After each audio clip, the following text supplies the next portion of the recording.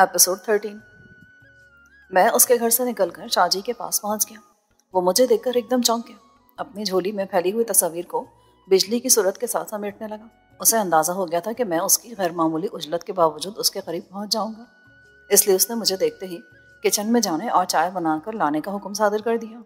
میں نے ایک نظر اس کے ہاتھوں میں دبی تصاویر کو دیکھا۔ عام 9 کی 6x4 سائز کی رنگین تصاویر تھیں جن کی تعداد میرے اندازے کے مطابق 10 کے اوپر تلے تھی۔ میں پلٹ کر کچن میں چلا گیا، چائے بنا کر لایا اور پیش کی۔ شاہ جی، کس کی تصویریں دیکھ رہے تھے آپ؟ یہ میرے بچپن کی چند تصویریں تھیں جنہیں میں نے سنبھال کر رکھا ہوا ہے، کبھی جی چاہے تو اپنے بچپن میں جھانک لیتا ہوں۔ آپ تو پلٹ کر دیکھنے کو حماقت قرار دیتے ہیں۔ حماقت غیر انسانی عمل تو نہیں ہے۔ کیا آپ اپنا بچپن مجھ سے چھپانا چاہتے ہیں؟ ہاں، تصویریں میرے کسی راز کو آشکار نہیں کرتی، مگر میں پھر بھی انہیں دنیا سے چھپا کر تنہائی میں بیٹھ کر دیکھنے کا خواہاں ہوں۔ میں بھی آپ کے لیے ایک راز اٹھا کر لایا ہوں۔ میں کہنا تو چاہتا تھا کہ اس راز کا لفظ آیا ہے، ہر فرق پوشیدہ ہے۔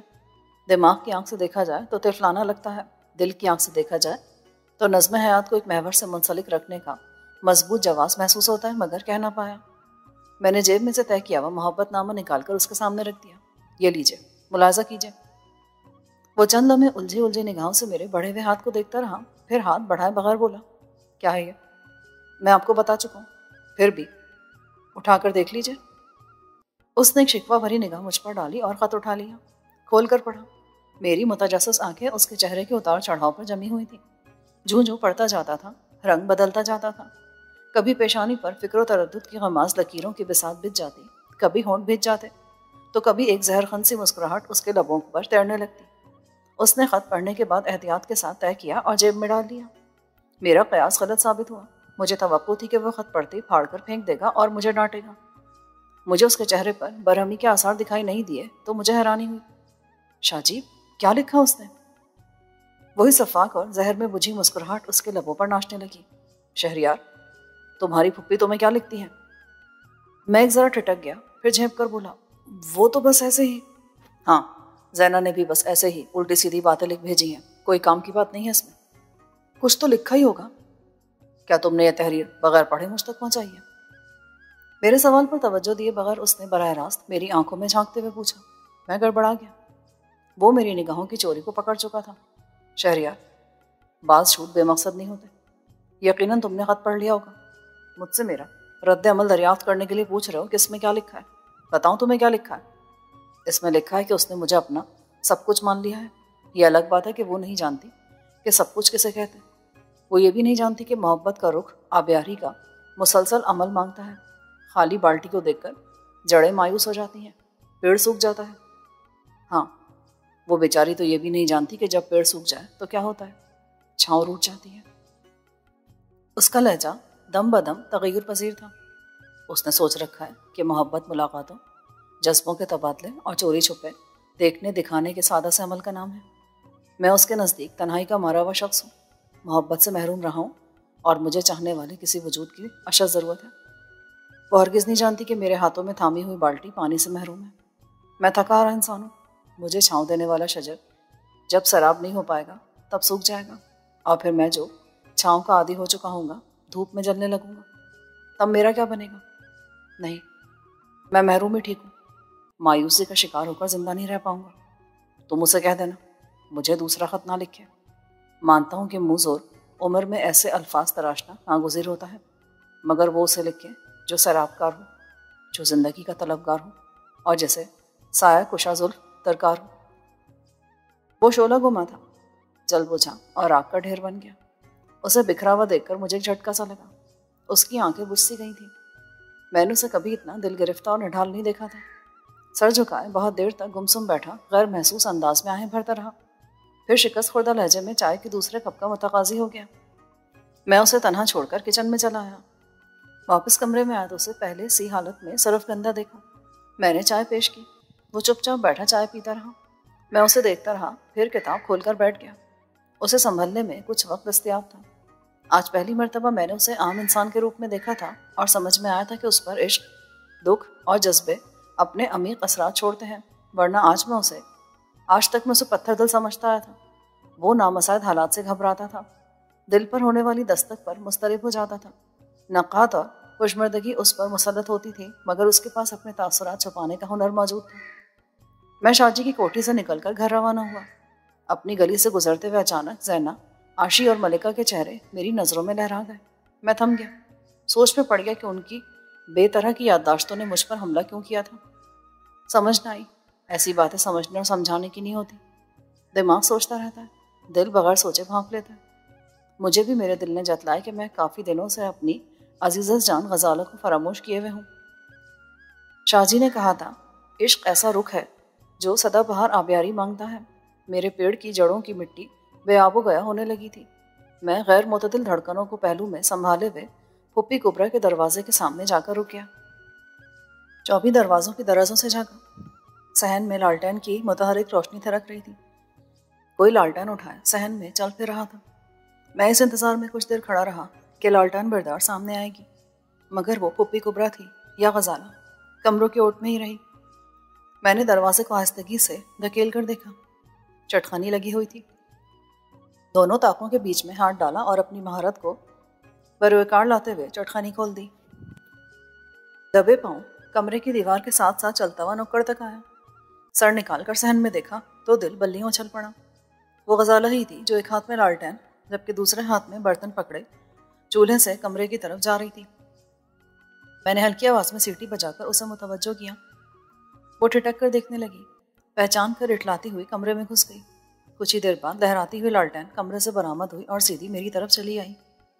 ایک سرگوشی فضا میں سرسرائی، تم یہاں کیوں آئے ہو؟ اماں جھانک رہی ہے، دیکھ لے گی نا تو میری شامت آ جائے گی۔ دیکھنے کو جی چاہا تو چلا آیا، کہتی ہو تو واپس چلا جاتا ہوں۔ دیکھ لیا نا مجھے، اب جاؤ ورنہ اماں۔ میں نے اسے اپنی جانب بھیج لیا۔ وہ ڈگمگائی اور سنبھلنے کی کوشش میں مجھ سے آن ٹکرائی۔ میں نے اسے باہوں میں جکڑتے ہوئے پوچھا، تم نہ جانے اپنے آپ کو کیا سمجھتی ہو؟ میں تمہیں دیکھنے اور ملنے کے لیے آیا ہوں، تمہاری دھمکیاں سننے کے لیے نہیں۔ بتاؤ پھپھی کس کمرے میں ہے؟ اس نے اپنا چہرہ میری چھاتی میں چھپا لیا اور ہاتھ کے اشارے سے کمرے کی نشاندہی کی۔ لالٹین کی ناکافی روشنی میں اس کا حسن دکھائی نہیں دیتا تھا مگر سجھائی دیتا تھا۔ میں چند ہی لمحوں میں بے خود سا ہونے لگا۔ خالدہ نے غزالہ کے بدن کو بولنا نہیں سکھایا تھا مگر مجھے سننا سمجھا دیا تھا۔ اس کا بدن آنے واحد میں زبان بن گیا۔ اے چھوڑو مجھے۔ پہلے بتاؤ تمہیں کچھ ہوتا ہے کیا؟ مجھے نہیں پتا، اب چھوڑو بھی ورنہ میں اماں کو آواز دے کر بلا لوں گی۔ بھلے بلا لو، میں کو ڈرتا ہوں اس سے، تم میری منگیتر ہو، ان قریب بیوی بن جاؤ گی، پورا نور پور جانتا ہے۔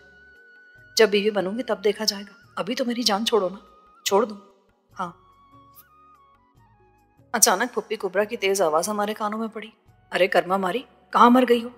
جاتی کو تو واپس آنے کا نام نہیں لیتی ہو۔ وہ ایک جھٹکے سے مجھ سے علیحدہ ہوئی۔ اس سے پہلے کہ اماں بے نقط سناتی کمرے سے نکل آئے اور تمہاری شامت آ جائے، فوراً چلے جاؤ۔ میں نے اس کا ہاتھ پکڑنا چاہا مگر وہ میرا ارادہ بھانپ کر لہراتی ہوئی میری دسترس سے دور نکل گئی۔ صحن کے وسط میں پہنچ کر پلٹی اور ہاتھ لہراتے ہوئے جانے کا اشارہ کرنے لگی۔ وہ میرے اور اپنی ماں کے بیچ میں حائل کھڑی تھی۔ آ رہی ہوں اماں، سانس تو لے لیا کرو، میں چولہے سے راکھ نکال رہی ہوں۔ میں نے ہاتھ لہرا کر باہر کا قصد کیا۔ ابھی لال خان کے دروازے تک ہی پہنچ پایا تھا کہ اپنے عقب میں دروازہ بند ہونے کی آواز سنائی دی۔ مجھے گھر پہنچنے میں بہت دیر ہو گئی تھی اور چوروں کی طرح دیوار پھلانگنا ضروری ہو گیا تھا۔ میرا ارادہ تھا کہ میں شب کے پچھلے پہر میں گھر کی عقبی کھڑکی سے نکل کر جیت چھا کے مزار کی طرف جاؤں گا اور سنگن لینے کی کوشش کروں گا، مگر سویا تو پھر الگ صبح آنکھ کھلی۔ میں کمرے میں ہی نماز پڑھنے کا عادی تھا مگر اس دن میں سائیں جیت چھا کے مزار کی طرف جا نکلا۔ ایسے ہی وقت میں مسجد کے اسپیکروں سے اذان کی روح افروز صدا پھوٹنے لگی۔ میں نے ٹنکی کے یک بستہ پانی سے وضو کیا، مزار کے بائیں پہلو میں صحن کو صافے کی مدد سے جھاڑ کر نماز پڑھنے کے لیے جگہ بنائی اور خدا کے حضور سر بسجود ہو گیا۔ دعا مانگنے کے بعد مزار کے احاطے کا کھوجتی نظروں سے جائزہ لیا۔ یہاں کے باسیوں کی ابھی آنکھ نہیں کھلی تھی، صبح نہیں ہوئی تھی۔ سائیں دلجیت شاہ کی رہائش گاہ میں زندگی کے علامتیں ندارت تھیں۔ میں ٹہلتے ہوئے مشرقی دیوار تک گیا، پارکنگ کا سرسری انداز میں جائزہ لینے کے بعد پلٹ کر مغربی دیوار تک چلا گیا۔ دیوار کے پار جنگل میں جھانکا۔ کافی دیر تک دیوار کی منڈیر پر تھوڑی ٹکائے درختوں کے بیچ نظریں جمائے کھڑا رہا، کوئی حرکت دکھائی نہیں دیتی تھی۔ میں تھک کر پلٹا، سائیں کی رہائش گاہ کو خوابیدہ پایا تو سوچ میں پڑ گیا۔ شاہ جی نے گزشتہ شام کو ہمیں مخاطب کر کے کہا تھا کہ نشانیوں کو کھلی آنکھ سے دیکھنا اور ٹٹولنا پڑتا ہے۔ ہرے شیشوں والی اینک کے پار ہر طرف ہرا ہرا ہی دکھائی دیتا ہے۔ صبح کی رویدگی نے उस घड़ी मेरी आंखों को ताज़ा दम कर रखा था और मेरी आंखों पर कोई पट्टी नहीं बंधी थी, यानी मैं मंजर के कल्ब में पेवस्त सच्चाई तक पहुंचने की अहलियत रखता था। मैं साईं की रिहाइशगाह की बैरूनी दीवार तक गया, कान लगाकर सुनने की कोशिश की। नूरपुर के तमाम घरों से इस वक्त झाड़ू फिरने से पैदा होने वाली मखसूस आवाज़ बरामद होती थी। औरतें नमाज से फारिग होते ही सहन की सफाई सुथराई में मसरूफ़ हो जाती थीं। दिलजीत शाह की 2 बीवियां थीं। अंदाजे के मुताबिक 1-2 नौकरानियां भी ज़रूर मौजूद होंगी, मगर ताहाल घर से झाड़ू की मखसूस सरसराहट, बर्तनों की झनकार, नलके का शोर, बच्चों की चहकारें, कुछ भी तो सुनाई नहीं देता था। शाहजी ठीक ही कहता था, निशानियां देखने से दिखाई देती हैं। लोगों को अलग सुबह जागने और नमाज पढ़ने की तलकीन करने वाला खुद ख्वाब गफलत के मज़े लूट रहा था।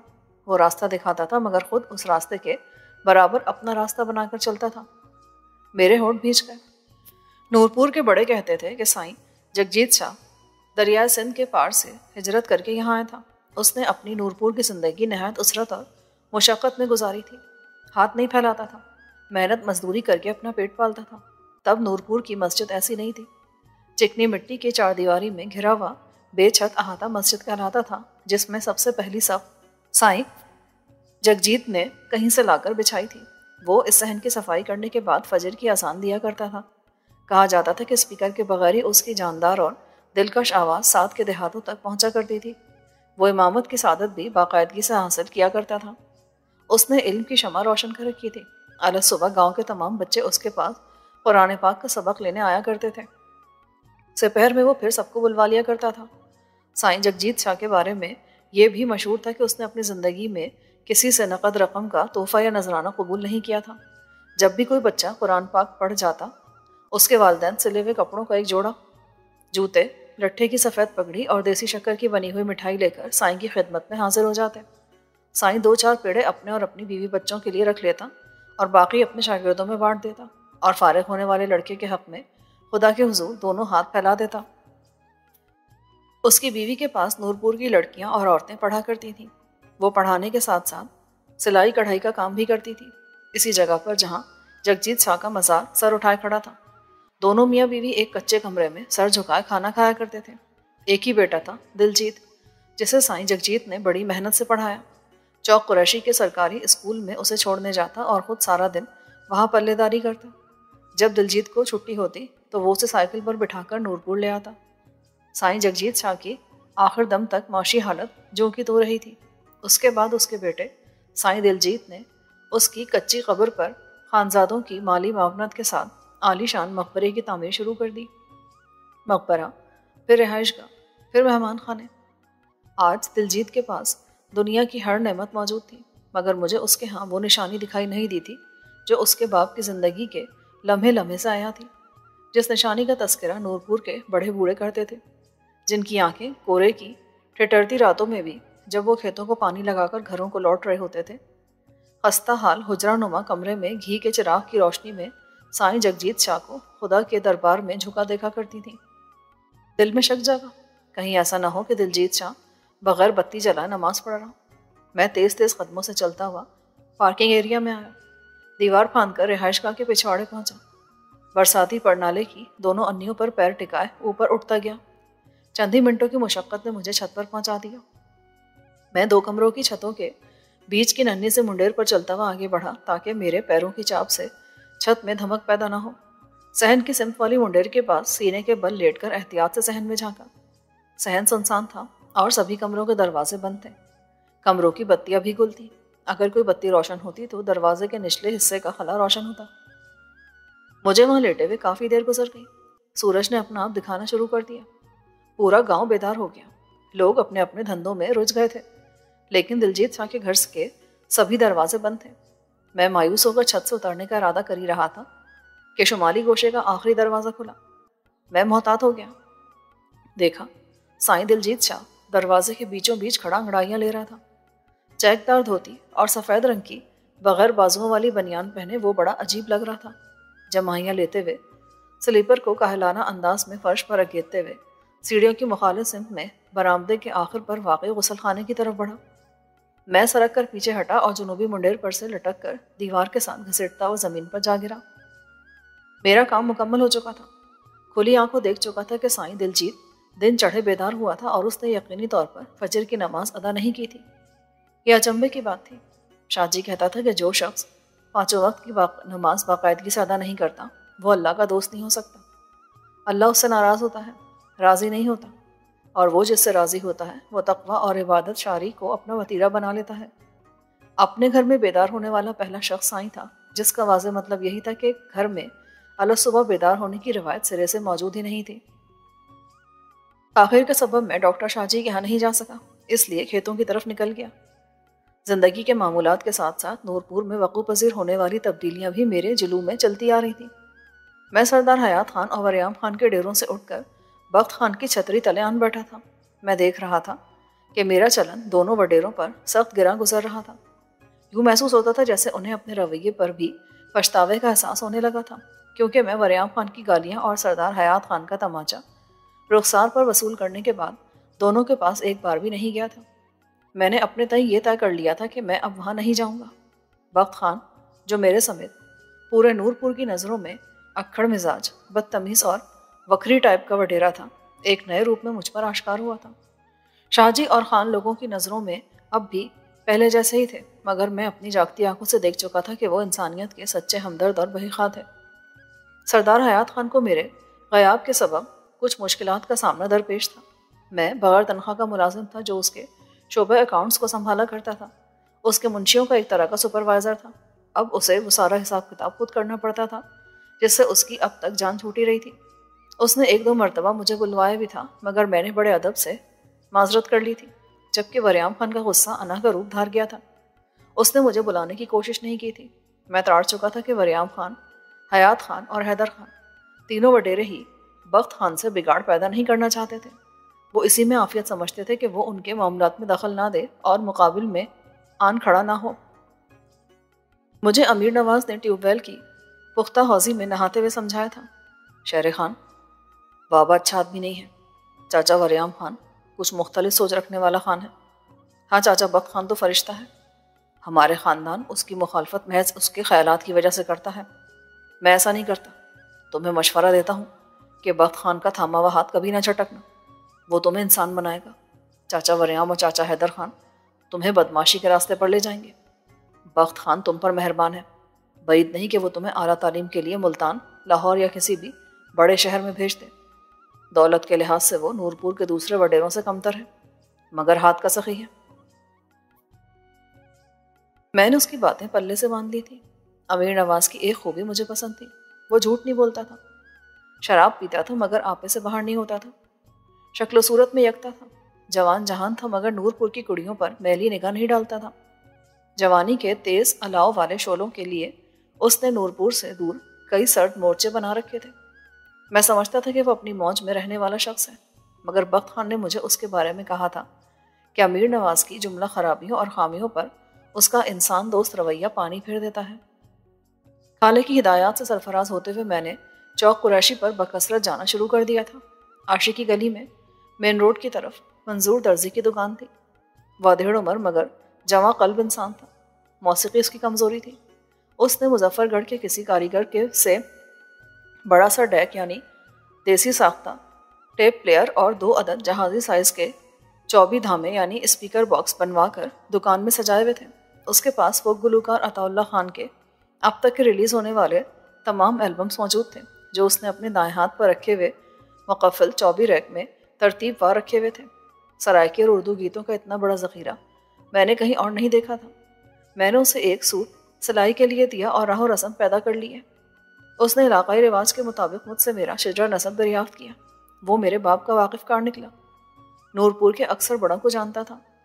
وہ دکھ آمیز لہجے میں بولا، ہائے کیا جوانی تھی سونے خان کی، اور بھوکی زمین اسے چاٹ گئی۔ بڑا گرم خون ہوا کرتا تھا اس کا، ادھر کوئی بات ہوئی ادھر اس کا ہاتھ گھوم گیا۔ طاقت بھی تو سونے رب نے اس کے وجود میں بہت بھر رکھی تھی نا۔ کیا وہ تم سے کپڑے سلواتا تھا؟ سونا تو خرید پر میرے ہی پاس آیا کرتا تھا۔ بڑا نخرہ تھا اس کے ذہن میں۔ اس موئے دیوانے شاعر کے کام سیکھنے سے پہلے نورپور کے سبھی لوگ میرے پاس آیا کرتے تھے، اسی بہانے گاؤں کے حالات کا بھی پتہ چلتا رہتا تھا۔ پر اب میرے پاس کوئی نہیں آتا۔ بڑے عرصے بعد تمہاری شکل دیکھی ہے۔ میں بھی اسی سے کپڑے سلوایا کرتا تھا، پر اب وہ نخرے دکھانے لگا ہے۔ ماں کے دل میں جگہ بنانے کے لیے اس کی اولاد کی خوشامد کرنا پڑتی ہے۔ میں نے بھی منظور درزی کے ہنر کی تعریف میں زمین و آسمان کے قلابے ملائے، اس کے موسیقی کے شوق کو سراہا، عطا اللہ کو دنیا کا سب سے زیادہ سنا جانے والا فوک گلوکار قرار دیا، اور یوں دوسری ملاقات میں ہی ہمارے درمیان دوستی کا رشتہ استوار ہو گیا۔ عاشی کا گھر اس کی دکان سے تقریباً 100 فٹ کے فاصلے پر واقع تھا۔ چوک قریشی چونکہ ایک بڑا شہر نہیں تھا، بلکہ ابھی پوری طرح قصبہ بھی نہیں بنا تھا، اس لیے منظور درزی یہاں کے باسیوں کو فردن فردن جانتا تھا۔ کون کیا کرتا ہے، کیسا ہے، اسے کیسا ہونا چاہیے، وہ جانتا تھا، اور K2 فلٹر سگریٹ کے لمبے لمبے کش لیتے ہوئے اظہار بھی کرتا جاتا تھا۔ میں آدھے دن کا بیشتر حصہ اس کے پاس گزارنے لگا۔ اپنا سوٹ سل جانے کے بعد بھی دکان پر آمد و رفت کا میں نے جواز یہ پیش کیا تھا کہ مجھے آدھا دن ویگن کے سلسلے میں چوک قریشی میں رہنا پڑتا تھا۔ میں ڈرائیوروں کی صحبت پسند نہیں کرتا تھا اور آوارہ گردی کرنے کی بجائے اس کے پاس آن بیٹھتا تھا۔ اس نے میرے خیالات کی تعریف کی اور کھلے دل سے اپنے پاس بیٹھنے کی اجازت مرحمت کر دی۔ میں اس سے عاشی کے خاندانی معاملات پر گفتگو کرنا چاہتا تھا، مگر جھجک آڑے آ جاتی۔ میرا کام وحید نے آسان کر دیا۔ اس نے گلی میں سے گزرتے ہوئے مجھے دیکھ کر پہچان لیا، بھائی جان کہہ کر مخاطب ہوا اور اپنے گھر لے جانے پر بضد ہوا، مگر میں نے اسے ٹال دیا۔ اس کے جانے کے بعد منظور نے پوچھا، تم سجاول کے بیٹے کو جانتے ہو؟ ہاں، اس محلے میں امجد ڈرائیور کو بھی جانتا ہوں، کبھی کبھار اس کے یہاں کرتا تھا، گلی میں آتے جاتے وحید سے بھی ملاقات ہو جاتی تھی۔ ابھی ہم یہ باتیں کر ہی رہے تھے کہ وحید دوبارہ پہنچ گیا۔ اس نے مجھے اپنے ساتھ چلنے کی درخواست کا اعادہ کیا۔ میں بظاہر توان و کراہن اس کے ساتھ چل پڑا۔ دکان سے نکل کر اس نے بتایا کہ اس کی ماں نے مجھے بلوایا تھا۔ عاشی کے گھر کے ڈرائنگ روم میں بیٹھنے کا دوسرا اتفاق تھا۔ حسب سابق اس کی ماں چائے بنا لی، میرے سر پر ہاتھ پھیرتے ہوئے بولی، میرے بیٹے نے جب تمہارے بارے میں بتایا نا کہ تم بھائی منظور کی دکان پر بیٹھے ہو، تو میرے دل میں تم سے ملنے کی خواہش پیدا ہو گئی۔ گھر والے کیسے ہیں تمہارے؟ ہماری ثقافت کا ایک اہم جز حال دینا ہے۔ ملنے والے اپنے ہر متعلقہ شخص کا فردن فردن نام لے کر اس کا احوال بیان کرتے ہیں۔ اختصار کو بے رخی قرار دیا جاتا ہے۔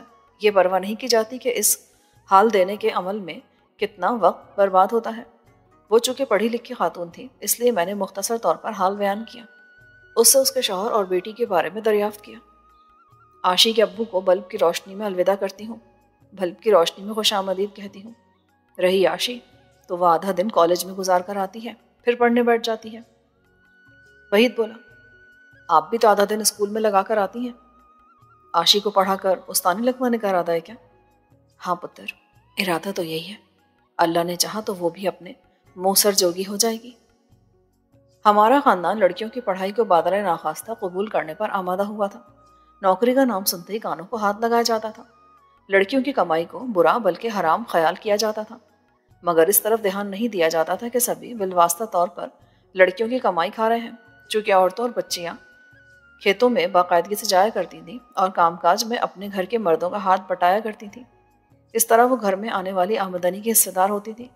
چارے کی 1.5 من کی گٹھری سر پر لادنا معیوب خیال نہیں کیا جاتا تھا۔ 2-4 کتابوں اور ایک ہینڈ بیگ کا وزن برا سمجھا جاتا تھا۔ شاہ جی عموماً کہا کرتے تھے کہ ہمارے معاشرے میں منافقت اس حد تک رچی بسی ہے کہ اسے ختم نہیں کیا جا سکتا۔ میرے منہ سے بے ساختہ نکلا، ہم تو بیٹیوں کی نوکری کو اچھا نہیں سمجھتے خالہ جان۔ تم ٹھیک کہتے ہو، مگر جس چیز کو تم بآسانی جھیل سکتے ہو میں نہیں جھیل سکتی۔ تم یہ گوارا کر لیتے ہو کہ تمہاری بہن یا بیٹی تمام عمر کسی کی غلامی کرتی رہے، دستے سوال دراز کیے پائتی کی جانب ایک ٹانگ پر کھڑی رہے، اپنی چھوٹی چھوٹی ضرورتوں کے لیے جھڑکیاں سنتی رہے، جب اور جس کا جی چاہے مار پیٹ کر گھر سے نکال دے، اور وہ بھائیوں کے در پر بھابھیوں کے رحم و کرم پر بیٹھ جائے، تاعمر آنسو بہاتی رہے، اس کے فیصلے کیے جائیں اور اس سے پوچھا تک نہ جائے۔ ہاں، تم لوگ یہ بھی گوارا کر لیتے ہو کہ اپنی اجڑ کر آئی ہوئی بہن کو اس کے 4-5 بچوں سمیت تمام عمر پالتے رہو، اپنی قسمت کو کوستے رہو اور اسے جیتے جی درگور رکھو، مگر میں یہ دکھ نہیں جھیل سکتی۔ میں سمجھا نہیں خالہ جی۔ سمجھنے کی کوشش کرو گے تو سمجھ میں آ جائے گا۔ میں ایک دوسرے انداز سے بتاتی ہوں۔ وحید کے ابو بہت جذباتی ہیں، چھوٹی چھوٹی باتوں پر آپے سے باہر ہو جاتے ہیں۔ انہوں نے کئی سال پہلے ایک مرتبہ مجھے معمولی جواز پر مار پیٹ کر گھر سے نکال دیا تھا۔ ان کا موقف تھا کہ میں اسکول میں پڑھانے جاتی ہوں، لوگ مجھے دیکھتے ہیں، عورت جس کی جوانی کو لوگ آتے جاتے ہوئے دیکھیں وہ گھر میں رکھے جانے کے قابل نہیں ہوتی۔ یہ وحید کے ابو کا قول تھا۔ اس وقت عاشی میری گود میں تھی۔ میں اسے لے کر اپنے میکے چلی گئی۔ 1 سال وہاں رہی۔ چونکہ میری تنخواہ معقول تھی، میں کسی پر بوجھ نہیں تھی، بلکہ میرے والدین کو میرے وہاں رہنے سے مالی معاونت حاصل ہو گئی تھی، اس لیے مجھے اکڑ کر بیٹھنے کی اجازت مل گئی۔ وحید کے ابو کی ضد 1 سال میں ہی اپنی موت آپ مر گئی۔ برادری نے منت سماجت کی، بڑوں نے انہیں برا بھلا کہا، اور میں بڑے ناز و نخرے سے واپس اس گھر میں آئی۔ وہ دن گیا، آج کا دن آیا۔ انہیں ضرورت نہیں ہوئی کہ مجھ پر ہاتھ اٹھاتے یا گالی دیتے۔ میں نماز سے اس کی باتیں سن رہا تھا۔ اس نے کچھ توقف کیا، میرے تاثرات کو بھانپنے کی کوشش کی، پھر بولی، میں اس گھر کی عادی مالک ہوں، میں کیوں ان کے آگے ہاتھ پھیلاؤں؟ چند روپوں کی خاطر خوش آمدید کروں؟ وہ اپنے حصے کا کام کریں اور میں اپنے حصے کا کام کروں۔ میں اس کی باتیں سمجھ رہا تھا۔ سمجھ میں آ رہا تھا کہ وہ اپنے شوہر کے جھگڑالو ہونے کے باوجود کس برتے پر اتنی بے باکی سے مجھے ڈرائنگ روم میں بٹھا لیتی ہے۔ آشی میری اکلوتی بیٹی ہے، اسے اپنے خون سے پال کر جوان کیا میں نے۔ اس کی پھپھیوں نے آج تک انگلی تانے رکھی کہ وہ پڑھ لکھ کر بے حیا ہو جائے گی، پرلے شہر جا کر آوارہ اور بدچلن ہو جائے گی، کیونکہ ہمارے خاندان میں لڑکیوں کو پڑھانا اور نوکری کرانا بے عزتی قرار دیا جاتا۔ میں نے ان کے ابو کو باور کرا دیا کہ جو کام بیوی کر سکتی ہے وہ کام بیٹی بھی کر سکتی ہے۔ وہ مان گئے۔ اب جب وہ پڑھ لکھ گئی ہے اور اللہ نے چاہا تو عنقریب سیٹی کر کے کسی سرکاری اسکول میں استانی لگ جائے گی، تو انہی پھپھیوں کی رال ٹپکنے لگے گی، جو کل تک آ کر حال نہیں پوچھتی تھی، اب صبح شام وحید کے ابو کے پیر دھونے لگی ہیں، بیٹوں کے لیے رشتہ مانگنے لگی ہیں۔ ان کا دل بھی بہنوں کے لیے پسیجا ہوا ہے، مگر مجھے پرواہ نہیں ہے۔ وہ کہتے ہیں کہ میری بیٹی ہے، میں جس کے ساتھ چاہوں نکاح میں باندھ دوں۔ میں کہتی ہوں کہ وہ آپ کی نہیں، میری بیٹی ہے۔ آپ اپنا استحقاق اپنے بیٹے پر جتائیں، میں اپنی بیٹی پر۔ میری تمنا پوری ہو رہی تھی۔ میں جو پوچھنا چاہتا تھا اور پوچھنے سے جھجکتا تھا، وہ از خود مجھے بتلا رہی تھی۔ ان کے بھانجے اور بھتیجے ان پڑھ ہیں یا بہت کم پڑھے لکھے ہیں، ان کے رویے بھی میرے نزدیک ناپسندیدہ ہیں۔ میں اپنی مرضی کروں گی، کسی باشعور اور سلجھے ہوئے بندے کو اپنی دھی کی بات تھماؤں گی۔ ہونا تو پھر یہ چاہیے کہ آپ بھی اپنی مرضی نہ جتائیں، بلکہ اپنی بیٹی کو انتخاب کو حق تفویض کریں۔ میں نے محتاط انداز میں کہا، کیوں نہیں، میں یقیناً ایسا ہی کروں گی۔ وہ جسے چاہے گی، اگر وہ اس کے لائق ہوگا میری نظر میں، تو میں اس کے انتخاب کو قبول کر لوں گی۔ تو کوئی ایسا سامنے آیا؟ نہیں، ابھی تو وہ پڑھ رہی ہے۔ دوسری ملاقات میں ہی وحید مجھ سے بے تکلف ہو گیا تھا۔ وہ بہت با اخلاق اور عام لڑکوں سے جدا مزاج رکھنے والا لڑکا تھا۔ اپنی انہی عادات کے سبب مجھے بہت اچھا لگا۔ میں جب ان کے ڈرائنگ روم سے نکل کر منظور درزی کے پاس آیا تو اس نے چھوٹتے ہی پوچھا، بڑی دیر لگا دی جوان، خیر تو تھی نا؟ میں نے اسے مطمئن کیا۔ گلی میں سے گزرتے ہوئے امجد ڈرائیور کی نظر بھی مجھ پر پڑی۔ اس نے گھر چلنے کا حکم صادر کیا۔ میں نے تھوڑی پس و پیش کے بعد حکم مان لیا اور اس کے ڈرائنگ روم میں آن بیٹھا۔ ایک ہی دن میں مجھے عاشی کے بارے میں مطلوبہ معلومات حاصل ہو گئی، مگر اس لڑکے کے بارے میں پتہ نہیں چلا جس کے ساتھ اس کا معاشقہ چل رہا تھا۔ ابھی یہ بھی طے نہیں ہوا تھا کہ کیا دونوں کے بیچ استوار ہونے والے تعلق کو معاشقہ کہا جا سکتا تھا یا نہیں۔ دیکھنے والے تو لڑکے لڑکی کو اکٹھے کھڑے یا باتیں کرتے دیکھ کر بھی انہیں پریمی جوڑا ہی قرار دیتے ہیں۔ میں دوپہر کو ویگن پر خالے کے ساتھ بیٹھ کر یا شیدو کے ساتھ پائدان پر لٹک کر نورپور لوٹ آتا تھا۔ خالے کو اپنی پیش رفت سے آگاہ کرتا اور رہنمائی حاصل کرتا۔ وہ بڑے کام کے مشورے عنایت کرتا تھا۔ مجھے بعض اوقات حیرانی ہوتی تھی کہ اس نے اتنی چالاکیاں اور نفسیاتی الجھنوں کے فوری سلجھاوے کہاں سے سیکھ رکھے تھے۔ اس کی ہر ترکیب کائیاں ہوتی، ہر تدبیر ثمر بار ثابت ہوتی اور ہر تیر نشانے پر جا لگتا تھا۔ منظور درزی کے ہاں آمد و رفت کے مختصر دورانیے میں عاشی ایک مرتبہ مجھے دکھائی دی تھی۔ وہ سیاہ رنگ کے 2 جزوی برقعے میں لپٹی ہوئی تھی۔ اس نوع کے برقعے کو یہاں امبریلا برقع یا فیشنی برقع کہا جاتا تھا۔ اس کے مقابلے میں سفید رنگ کے شٹل کاک برقعے کو دیسی یا ٹوپی والا برقع کہا جاتا تھا، جو یہاں زیادہ رائج تھا۔ عاشی کو اس کے چمکدار سیاہ برقعے نے پوری طرح چھپا رکھا تھا۔ محض سفید اور نازک ہاتھ دکھائی دیتے تھے۔ میں اسے نہ پہچان پاتا اگر اسے اپنے گھر میں داخل ہوتے ہوئے نہ دیکھ لیتا۔